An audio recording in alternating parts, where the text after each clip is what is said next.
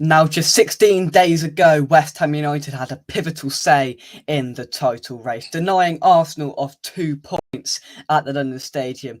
Now we turn our attention to Manchester City, a side that are unbeaten in their last 10 Premier League games. We take the trip up to the Etihad on this Wednesday night to try and do the impossible after coming off the back of a disappointing display at Selhurst Park on Saturday lunchtime. Welcome back to West Ham Unofficial. I hope you are all well. You join us for the match preview of Manchester City versus West Ham, the game in hand that we have been talking about for several weeks. It's now here and I'm a little bit nervous, I can't lie. Joining me for the preview is Phil. Phil, how are you, mate?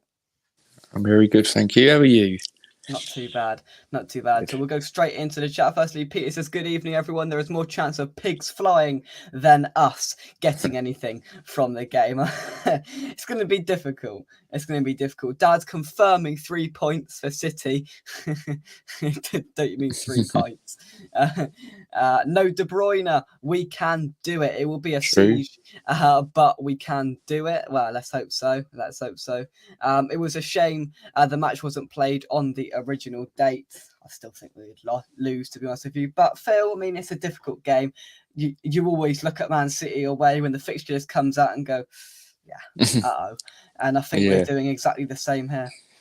Yeah, it's always a write-off, isn't it, when you play City, even when it's at home. And, you know, we figured that one out when the first game of the season, didn't we? It was more of a question of how many goals is Haaland going to get on his debut, wasn't it? Yeah. So, it's, I don't know, it's hard to say, really. But a few weeks ago, you know, we went to play Arsenal. We was like, right, that's it. We're going to lose 5-0, we're going to lose 6-0. Look what happened there. It changed everything. It changed our mindset and our outlook for the next few games. So maybe we got a bit too, I don't know, ahead of ourselves with the Palace one, and obviously got a really bad performance out of that. So it's hard to say. I mean, I'm not saying we're going to go out there and win, because what are the chances of that happening, eh? But, you know, you never know. That's all I'll say. Yeah. Peter says Haaland said he's confident to hit the 60-goal mark against us. Well, is that in all comps? So that means he's going to get about 11. Whereas if that's in the Premier League, he's going to get about 20. Or it'll be a goal every minute that he scores. He's just talking about the game tomorrow. Oh, crikey. Yeah. Crikey. Well, in terms of team news, Pep Guardiola provided an update in terms of players that people have already mentioned in the chat. Kevin De Bruyne, the Dutch defender. No, that's Nathan Ake. Sorry, Kevin De Bruyne looks less likely to line up against the Hammers, having not trained with the squad ahead of Tuesday's late afternoon session. So he wasn't involved in training today. So all sort of paths are leading to Kevin De Bruyne not being involved. That's the main injury update. Because of that, Nathan Ake has trained and feels good, so he may be involved. But that's the main bit of news, that Kevin De Bruyne. That's a bit of a let off that there'll be no Kevin De Bruyne field. Does that fill you with any more confidence or not? Well, what I'll say about the Belgian attacking midfielder, Kevin De Bruyne. Not defender or Dutch. No, you know what he's like. He's a top quality player for them. He has been for many, many years. He's the creator. He's the one who's providing all these assists, making Haaland look 10 times better as well. You know, creating them. It's like a double act there, partnership. So when you have one of your key players out, it's always going to be a big blow for you. And when it's the opposing team like us, then that's always a big positive. But at the end of the day, this is City. They've still got really good players to bring in. So it's still going to be, it's still going to be tough. But at least it's one key player who's not going to be featuring. And I think, you know, that's the sort of key thing to take out of it, is that they are missing world-class Kevin De Bruyne, but probably bring in another world-class player and just slot in there, and there won't really be too much difference. You know, Kevin De Bruyne is an irreplaceable player, but you look at the squad they've got, they could field 2 or 3 sides easily. And no matter who they bring in, you know, they changed it a little bit against Fulham on the weekend. Some may say they were a little bit more fortunate than the scoreline suggests, but, you know, just bring in Julian Alvarez, who scores an absolute banger and plays brilliantly. World Cup winner, just to bring off the bench. You know, that team still remains, and they've only been top of the table for less than 3 weeks of this season. But that just you know, their whole squad oozes class, you know. Well, that's what you expect from City nowadays, don't you? Do you know what? All this season, even when they weren't even when Arsenal first started to run away with it, everyone's still saying, "Oh, City have won it already." It's only now where they've started to catch up. There's still, still a few games left to go, but it's I think we're just used to it now with City. They, since obviously they've had their big takeover all them years ago, they've built 2 or 3, maybe 4 really good, really fantastic world class teams. Yeah, and they'll continue to do that forever.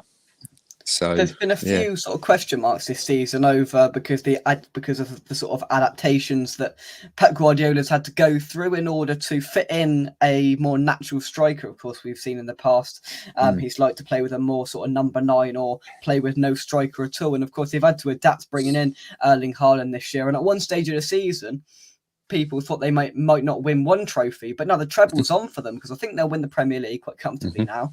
They could quite easily beat Man United in the FA Cup final, and they could beat Madrid in the next side, and they could, quite realistically win the Champions League as well. So they've had a bit of a funny season, Man City. From the inside looking in, they've not spent much time at the top of the table, which is unusual, but I still think they will go on and win it. That's just the nature of this Man City side, that they will win.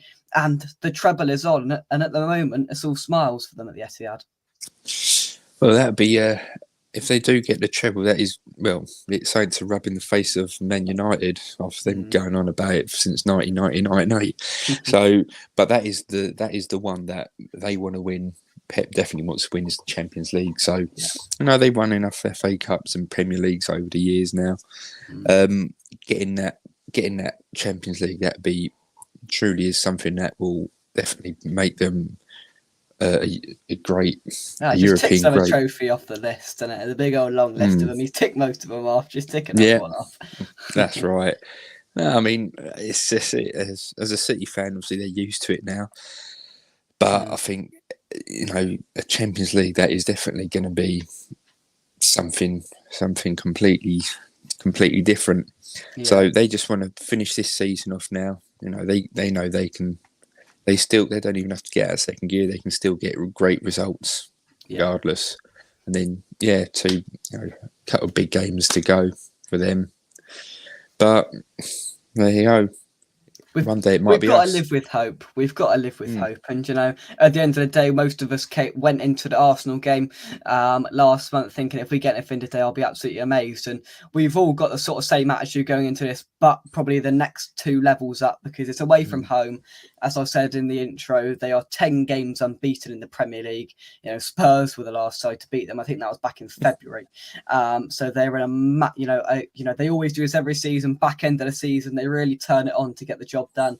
And I just can't see them slipping up. Now, many people, and we've had various reports today coming out of the club about rotation and what Moyes might do tomorrow night. So we're going to run through the key parts of his press conference and give our thoughts of how he's going to mix things up if he does at all. So Moyes mentioned the injury news in his pre-match press conference today. He said Kurt Zouma is the biggest fear. We think we might lose Kurt for a few weeks, but we are still assessing his ankle at the moment. I wouldn't want to put a time on it because I'm not a medical man, but Kurt is a bit different. He is good and he is good at getting himself back ready and fit. We are hoping he will be fine. And then about the sort of approaching of the fixture in terms of Man City, he said, we know we are playing a very good team. We have been to the Etihad a lot and it has been hard to win, but we have given them some really good games and we have played them and the games have been really close. I'm hoping we can put on another show. And in terms of containing Erling Haaland, he said he is the icing on the cake for that Man City side.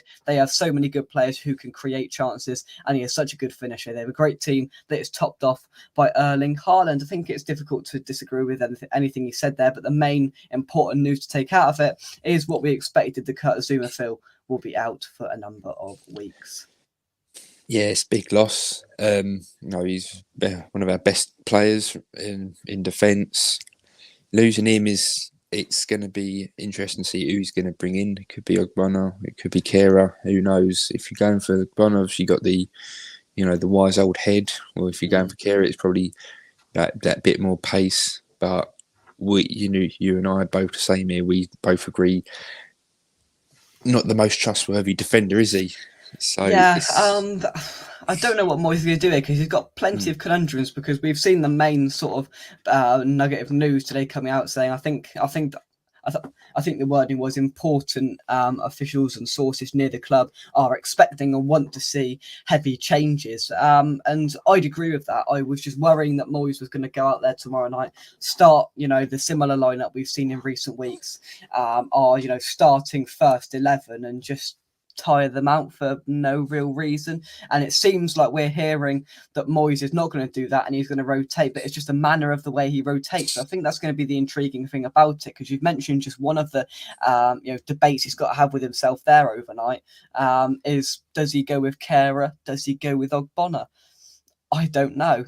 Does he go with Emerson? Does he go with Creswell? He'll stick with Soufal, I'm sure. What does he do in the midfield? Does he play Rice? Does he not? Does he play Suja? Does he play Downs? Does he play Lanzini? The list is endless. And this is a really difficult lineup to predict. It definitely is. I mean, he'll probably end up, he could play 3 centre backs. It'll probably be a flat back 5. So I'd say he'd probably just say, right, let's just get as many people back, make sure they don't concede as many as we want them to. You probably won't even see us attack that much, but it's no harm in going and attacking these sort of teams. You just got to be very, very smart when you're defending. Yeah. That's the problem with some teams, where they'll just go for it, attack. Then they'll leave themselves open in defence. That's why you got teams when they'll go for, like, the old saying about we score 3, you score 4, and all that stuff. I want to be like, go and attack. See where their most vulnerable places, positions are, and then you might get a surprise result as long as you're smart enough when they go on the attack. Yeah, and I think we are probably expecting Moyes to go rather defensive for this game. That's probably if we go gung ho and play attackingly, which I don't think we'll do at all. But if we do, we could end up being 4-0 down inside half hour, which could possibly happen anyway. But the thing we've got to try and take out of it is take these games in stages. Now, I see this for any big game against a City and an Arsenal this season, where it failed a couple of weeks ago and we still got a point out of it. But take the game in stages. Get to 15 minutes or 20 minutes still 0-0. Try and get a half an hour 0-0, then half time 0-0, and then sort of reassess things then. But I think what we've got to take out of it is that we Arsenal came to us, we were 2-0 down, and we managed to show the resilience to get ourselves back into the game. And I think Man City are a better side than Arsenal, but we've still got to take that incentive on and try and use it and try and muster up anything to try and trouble City tomorrow, I feel. Yeah, just make sure you just defend really well when they do go on their attacks. It only takes one move, and then Haaland's in there, and then he'll get one chance, and that'll go in. So you've got to make sure you know how to stop him, and whoever is, if De Bruyne is not playing, then whoever's going to be in his position as well. When we do go for an attack, don't get scared. Just go forward, be a bit confident, and then rattle their defence. They won't expect it. Ederson in goal, one of the best keepers in the world, but he can be prone to an error. So, when he likes to play it from the back and all that, just close them right down. You never know. You might get just even a lucky goal from one of his bad passes. You never know. So it's just got to keep ourselves in the game as long as possible, because then we might get a chance. We might take it. It's massively dependent the way this game goes on what Moyes does and the tactics and team that he deploys in this, because, we are prone to going to these sides and parking the bus, which I fully expect Moyes and us to do. Play the old 6-4-0 formation, get 11 men behind the ball and try and nick a point out of them, which I don't think works against Man City, but Moyes is going to give it a blooming good go, in my opinion. I think he'll go back 5. He'll have a couple sit in, maybe one going forward, and then very deep sort of wingers, and then probably one man up front, whoever that is, Ings or Antonio. I hope it's Ings up there to give Antonio a rest, because I don't want Antonio out there wasting energy, running shadows, chasing shadows at it, and then, just wasting energy ahead of big games we've got coming up, more winnable games against the likes of Manchester United. I think we can get something off. Maybe Brentford, definitely Leeds and Leicester. So we've got fixture congestion coming up as well. So what Moyes has got to do is he's got to be smart about this, which he hasn't been in the past. No, you're right. With the if you rotate Antonio and Ings, but then again Ings playing, probably won't get many touches in the game if that is the case. But it's important to rest players like Antonio because he's sort of going back to his best again slowly. But you've got to remember he tires very, very easily. So it's all about utilising the attacking players like them, as you mentioned there. So, and also going back to what you said earlier on about, we've got a lot of variety to rotate and we don't know what he's gonna do. So he's got important. He plays the right players. And when it comes to the making the substitutions during the game, he's got to make sure they are the right ones at the very right time, not bringing them on all last 10 minutes when the game's lost. Exactly. Right, we've got a couple of interesting faces in the chat. We've got a Leeds fan as well. Obviously, got nothing better to do. Obviously, got nothing better to do on their Tuesday night. Where's the funniest one? Something about here we go. We'll take Declan Rice off you lads when you go down. Well, I don't think that's gonna happen, mate. I really don't. If I'm honest with you, just focus on your relegation battle and we'll focus on ours, right? Because one win and we're out of it. Leeds, there's a little bit more tricky stuff on the cards there, isn't there? P. Gads, do Leeds play Brentford? It'll be Frank versus Allardyce. Gum chewing ferocity challenge. Did Chelsea play Leeds? Fat Frank versus Fat Sam. That would be brilliant. That would be brilliant. If we manage to get over the halfway line and have a pot shot or two from outside the boxes, we won't be able to walk the ball in against them. Definitely not.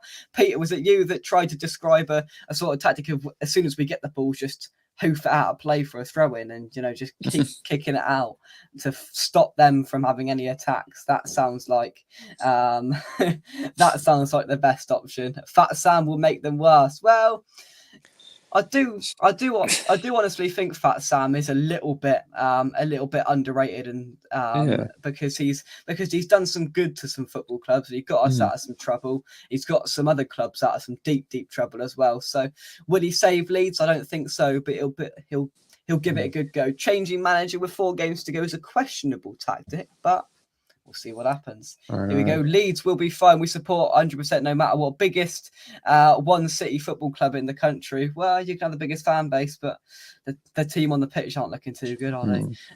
Lawrence, thanks for joining me. We'll do well next year. Top half in the championship. Yeah, that was me. Great tactics, Peter. Get Peter in that changing room. That's what we want. Just hoof it out of play and hope for the best. But in all seriousness, they've got talent and world-class players coming from everywhere. Man City, we've just got to give it our best and sort of go for it. And not go for. Let me rephrase that. Give them a decent go and put a bit of respect on our name, because they could easily steamroll us, especially the way we defended and played on Saturday. Let's just put a little bit of respect on our names. I think just go out there, have a bit of pride. Yeah. That's all you need to do, really. We know we need points now. That Palace game, that was a massive opportunity just to cement our safety. And now it's dropped us right back in it again. So we've all looked at this fixture. Bear in mind, this is our game in hand. And it's almost like a bit pointless, really. So just go out there. Go out there with a bit of confidence, bit of fight, bit of hope. There's a lot of fans there travelling up to Manchester as well. So do it for them as well. Yeah, no, exactly. And I expect the full 3,000. We've got a brilliant away following, and there will be 3,000 packed into that away and staggered over the 3 tiers. I tell you what, if you're in the top tier and you're right at the back, I feel for you, because those steps in that top tier at the Etihad are a nightmare. Honestly, they're like Newcastle trying to get up. There's like massive gaps in between the rows, Phil. You would not believe it. It is a little bit peculiar, but give us a big shout out there on a Wednesday night. A huge applauding for all those fans taking the trip up there, probably knowing what's going to happen on a Wednesday night. That's pure devotion for you. And I unfortunately will not be watching the game. We're going to be out on the town for the night. We're watching a show. I tell you what, for the one game and day for it to fall on, I picked the right good one. For us to miss one game, Man City away is probably the one I picked. We're out watching a show, so I will just having a quick look at my phone. 1-0, 2-0, 3-0 to West Ham. but yeah. What show are you watching? Dad's birthday present. We're seeing a couple of cricket people. I have a little chat ahead of the Ashes in the summer, so very good. So we are looking forward to that. And so I'll tell you what, if West Ham win, we can have a great night. Not that that's going to happen, but yeah. You can only dream. we can dream, can't we? But prediction, Phil, what are you going for? Oh God, how long you got? Dear. Don't know. What should we go for? How many goals are they going to score against us? Now I'm going to be generous to us. I'm going to say 2-0 City. Ooh, 2-0 City. I'll give 2 predictions. I'll go with a sort of optimistic West Ham 2-2 draw, and a realistic 3-0 Man City. So there's the two sides of the spectrum. Trying to stay a little bit positive and hoping for the best, and the sort of realistic, cricket umpire will be brought to keep the score. Yeah. Peter, you're on fire tonight. You love it, don't you? I will play 5 at the back and rest as many as the first team as possible. Play all the fringe players. We must rest the first team squad. How much of a balance do you think Moyes should put out there, Phil? Should we go completely fringe and youngsters, or should we go a bit of a mix? What would you be going for if you were DM? I'll do a mix.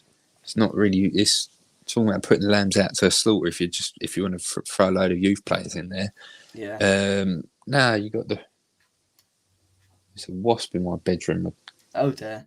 Flipping out. There was a blimmin' lawnmower going off in the garden the other day. Now there's a big wasp in there. What's going on? I'll sort that out later.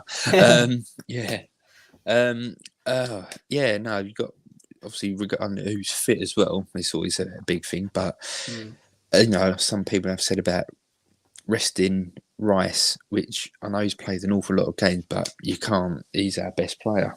He's our captain. You can't drop him. These are the sort of games when you do have. This is me talking to David Moyes now. This is the time to rest Souček. Rest Thomas Souček now, because he's a waste of space. And in a game like this, what is the point? So you know what you got to do. Put Flynn Downs in there.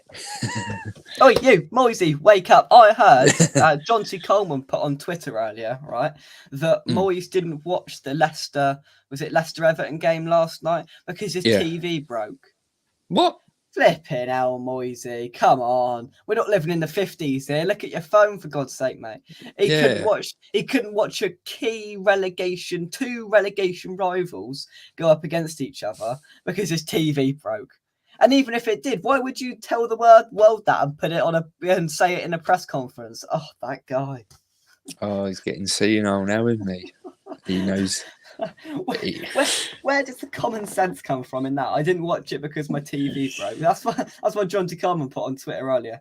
Honestly, I could not believe it. But well, there's better excuses out there. Yeah, that's for sure. There is. My TV broke. Yeah. Big Sam will drill them to defend. He will have Moyes' number. We better be careful. One more win and it does it for us. Get him a TV as a leaving present. Yeah. We'll give him a nice one as well. Yeah. 2-inch. Yeah. I'm actually going to find the tweet now because I just had a flick through the transcript the West Ham put up, and I could not find it. So I am going to find it. Phil, there it is. David Moyes said he missed last night's game between Leicester and Everton due to his TV not working. This is coming up on your screen right now, just in case any of you didn't believe me, right? Before we go, this is it. Good old John T, good old friend of the channel. Oh, there we go. If I press the button, would help, wouldn't it? Oh, flipping hell, all the buttons are going wrong here. There we go, look. David Moyes said he missed last night's game between Leicester and Everton due to his TV not working. Well done, boys. Hey. Oh, dear. Unbelievable. Dear. Right, predictions 4-6-0 formation, 4-6-0 formation, 0-2. West Ham 2-0 win, James. Are you okay? We'll take that. Flipping I think he's honestly. Mubama to play, Skulls, Cornet 90 minutes, Potts, Downs, give them the full 90.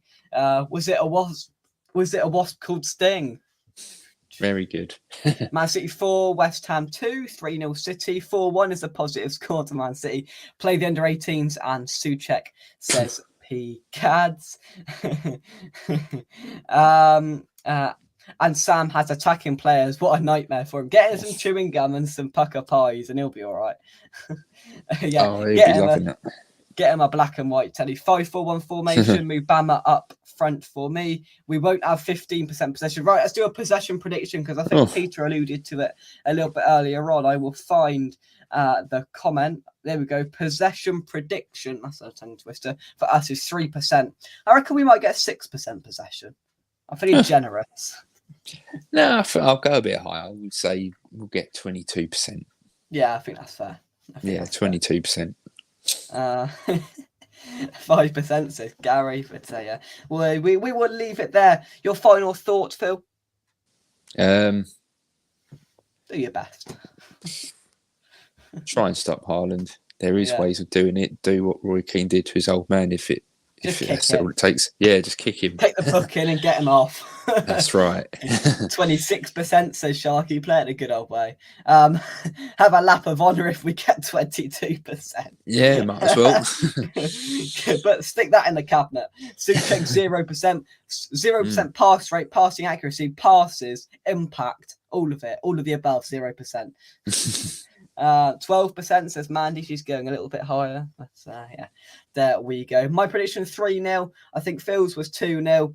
We're not expecting much, is the bottom line, but we'll go out. We'll give it a go, I suppose. And we will just hope for the best. But the overriding factor of it is we've got more important games coming up, more winnable games to secure safety. And this one, we're all going to discard. If we get anything, it'll be an absolute miracle. And what a night it will be. From me and Phil, there'll be no build-up show tomorrow night, unfortunately, because I'll be out on the town of Bath. But we will have some sort of reaction coming in the coming days as we then build up to our Sunday 7 o'clock kickoff against Manchester United on Sunday. Cheers, lads. Thank you very much indeed for joining us. Defend, 0-0. Touche. From us, come on, you Irons. Come on, you Irons. See you soon right here on West Ham Official. Thank you very much, guys. Bye-bye.